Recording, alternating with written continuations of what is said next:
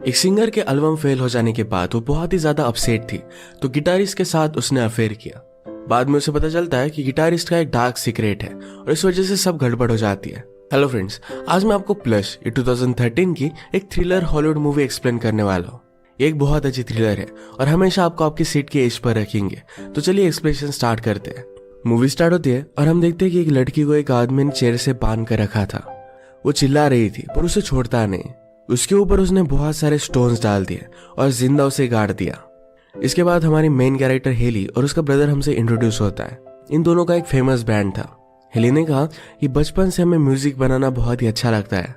वो as a team होकर बहुत ही अच्छा म्यूजिक बनाते, इसी वजह से वो सक्सेसफुल हो पाए।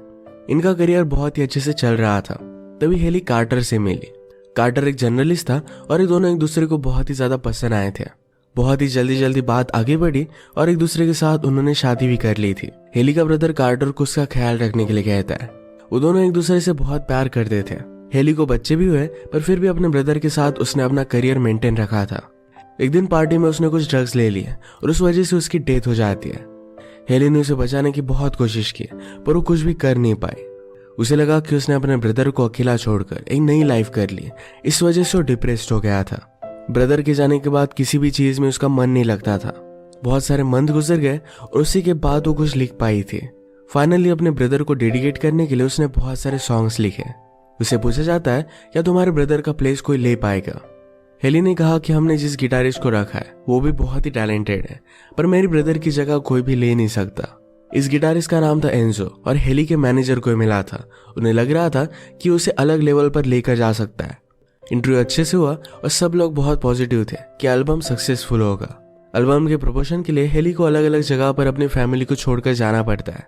अपने ब्रदर की डेथ के बाद फैमिली से वो जरा दूर हो गई थी। लोगों के लिए हेली ने जब ओल्ड सॉन्ग परफॉर्म किए तो उसे बहुत ही अच्छा रिस्पॉन्स आया।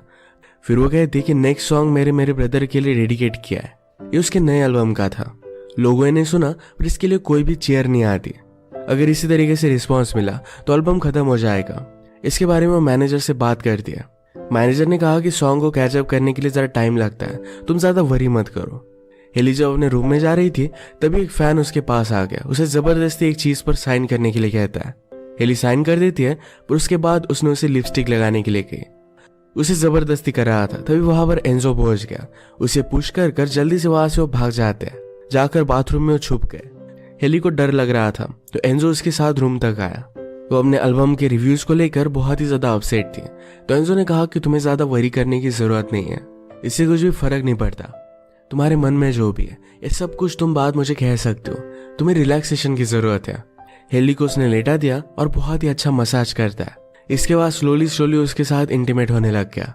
सुबह हुई और हेली को कार्टर का कॉल आता है। कल रात जो भी हुआ इस बात के लिए उसे बहुत ही गिल्टी लग रहा था। वो अपने बच्चों से बात करती है। फिर उसने कार्टर से बात की पर कार्टर जरा अपने काम में बिजी है। वो नोटिस करता है कि हेली रिलैक्स लगती है। उसने उसे कहा कि अगर तुम चाहो तो ब्रेक ले सकती हो। मुझे एक बुक डील मिली है और इसके बाद 1-2 साल तक तुम्हें काम करने की जरूरत नहीं पड़ेगी। हेली से मिलने के लिए फिर उसकी मैनेजर आती है। उनका एल्बम बिक नहीं रहा था तो रिकॉर्ड लेबल ने उसके पैसे भी कम कर दिए थे। हेली बहुत ही डिस्टर्ब हो गई। मैनेजर से पूछती कि अब करना क्या पड़ेगा। उसके पास बहुत सारे सोल्यूशन थे पर मैनेजर ने कहा सिर्फ एक बहुत ही अच्छा सॉन्ग लिखो, उसके बाद सब कुछ ठीक हो जाएगा।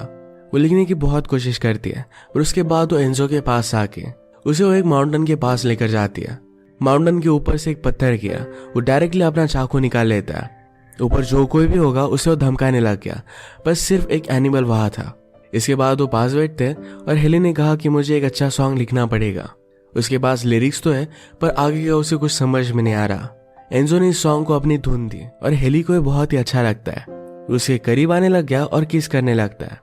हेली ने कहा कि कल रात हम दोनों बहुत ही ज्यादा ड्रंक थे। हमारे बीच जो भी हुआ ये मैटर नहीं करता। मेरी फैमिली है और मैं किसी को भी हर्ट नहीं करना चाहती। एंजो कहता है कि हम हमारी रिलेशनशिप कैजुअल रखेंगे, इससे कुछ भी फर्क नहीं पड़ेगा। हेली फिर भी इस बात के लिए मना कर देती है। हेली का नेक्स्ट शो होता है तो जिस फैन ने उसे हरास किया था उसका एक लेटर उसे मिला। शो के बाद हेली अपनी टीम से कहती है कि मैंने और एंजो ने बहुत ही अच्छा सॉन्ग लिखा है, इससे हम अच्छे से क्रिएट करेंगे और सब कुछ ठीक हो जाएगा। रात में दोनों पार्टी करते हुए सॉन्ग लिखते हैं। इसमें वो इंटीमेट भी हो गए। इसके बाद हेली घर पर आती है। घर का डोर खुला था और अंदर से कुछ भी आवाज नहीं आ रही थी तो इस वजह से वो डर गई। वो अपने बच्चों के रूम में जाती है तो सब खेल रहे थे। एक्चुअल में कार्टर ने हेली को ईमेल किया था कि आज रात वो इंटरव्यू के लिए जा रहा है। इनकी नैनी भी अब बदल चुकी थी। हेली बच्चों को नीचे लेकर गई और वो कहती कि मैंने तुम्हारे लिए प्रेजेंट्स लाए। ओपन करने के बाद वो रियलाइज करती है कि शायद वो होटल रूम में रह गए। उसे एंजो का कॉल आता है। उसने कहा मेरे बैग में तुम्हारे बच्चों के गिफ्ट्स रह गए थे। हेली ने पूछा कि क्या तुम घर पर आ सकते हो, पर एंजो ऑलरेडी घर के बाहर था। हेली जरा सरप्राइज थी पर उसे अच्छा लगा था। बच्चे बाहर आ गए और गिफ्ट देखकर बहुत ही खुश थे। इसे स्टार्ट करने के लिए एंजो की हेल्प लेते हैं। खेलते खेलते हेली का बच्चा एंजो को काट लेता है और इस वजह से एंजो उस पर बहुत ही ज्यादा गुस्सा हो गया। वो उसे जाने के लिए कहती है। रात में उसने बच्चों को सुलाया पर उनकी लाइफ में चल क्या रहा है इसके बारे में उसे कुछ भी आइडिया नहीं था। सुबह हुई तो कार्टर घर पर पहुंच चुका था, उसके साथ सो रहा था। इसके बाद उसके साथ इंटीमेट हो जाता है। अगले दिन हेली की मैनेजर के साथ मीटिंग होती है। वो जो म्यूजिक वीडियो बनाने वाले थे इसका सारा बजट स्टूडियो ने काट लिया था।